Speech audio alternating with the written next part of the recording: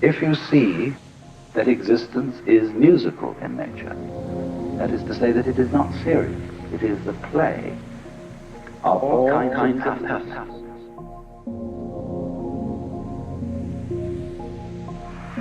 Any experience that we have through our senses, whether of sound or of light or of touch, is a vibration.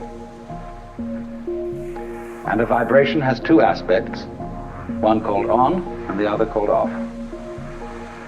Vibration seems to be propagated in waves, and every wave system has crests and it has troughs. And so life is a system of now you see it, now you don't. And these two aspects always go together. For example, sound is not pure sound, it is a rapid alternation of sound and silence. And that's simply the way things are. Only you must remember that the crest and the trough of a wave are inseparable.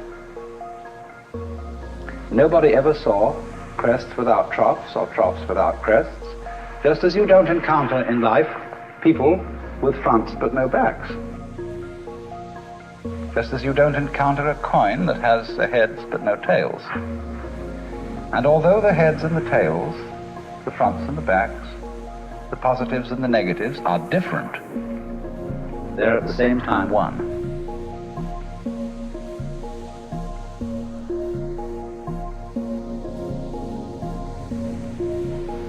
In fact, our physical world is a system of inseparable differences. Everything exists with everything else. But we contrive not to notice that, because what we notice is what is noteworthy. And this causes us to believe that we are separate beings, isolated by the boundary of the epidermis from the rest of the world.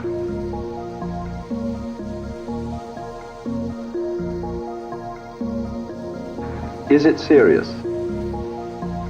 Is existence serious? Like you say, doctor, after he's looked at your X-ray picture, is it serious? What does that mean? Means, am I in danger of not continuing to survive? But the basis of it all is this, then. If we say, you must survive, or I must survive, life is earnest, and I've got to go on, then your life is a drag and not a game.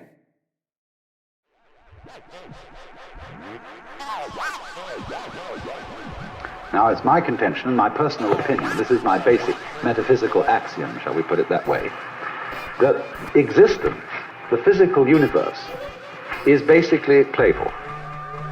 There is no necessity for it whatsoever. It isn't going anywhere. That is to say, it doesn't have some destination that it ought to arrive at.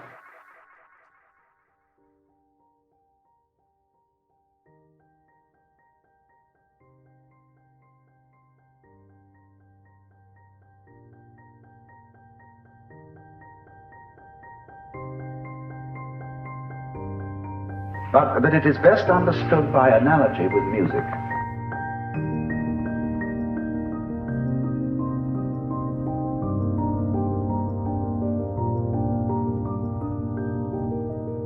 Because music, as an art form, is essentially playful. We say you play the piano. You don't work the piano. Why? Music differs from, say, travel. When you travel, you are trying to get somewhere. And of course, we, because being a very compulsive and purposive culture, are busy getting everywhere faster and faster and faster till we eliminate the distance between places.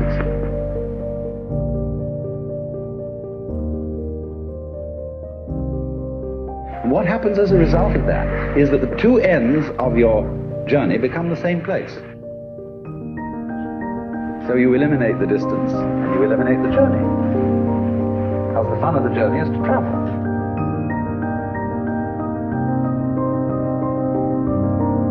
In music, though, one doesn't make the end of a composition the point of the composition. If that was so, the best conductors would be those who played fastest.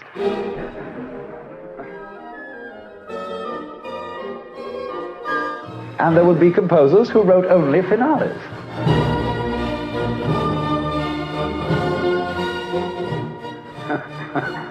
People go to a concert just to hear one crashing chord, because that's the end. Same way in dancing. You don't aim at a particular spot in the room. That's where you should arrive. The whole point of the dancing is the dance.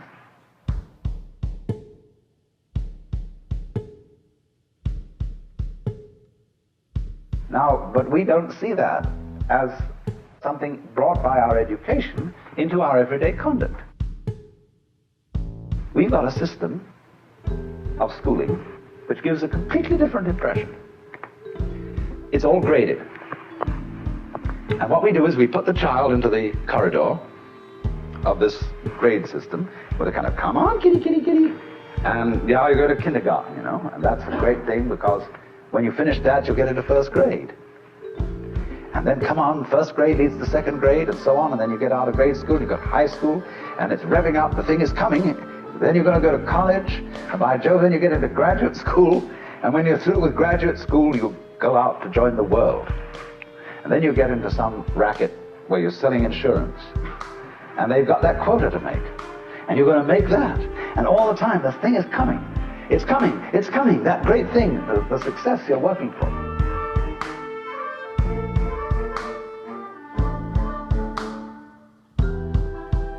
Then when you wake up one day about 40 years old, you say, my God, I've arrived. I'm there. And you don't feel very different from what you always felt. And there's a slight letdown because you feel there's a hoax. And there was a hoax, a dreadful hoax. They made you miss everything by expectation. Look at the people who live to retire and put those savings away. And then when they're 65, they don't have any energy left, they're more or less impotent, and they go and rot in an old people's community. Because we simply cheated ourselves the whole way down the line.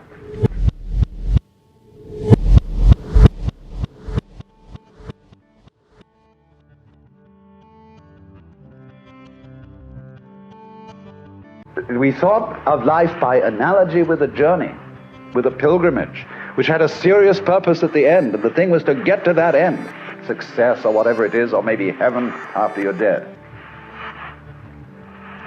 But we missed the point the whole way along. It was a musical thing, and you were supposed to sing or to dance while the music was being played.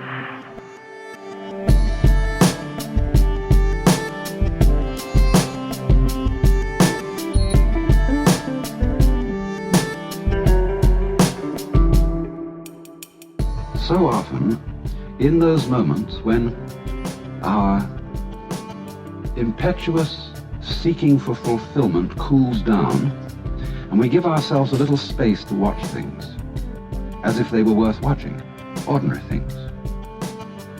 And in those moments when our inner turmoil has really quietened, we find significance in things that we wouldn't expect to find significant at all. Or perhaps the significance then is the quality of a state of mind in which we notice that we're overlooking the significance of the world by our constant quest for it later.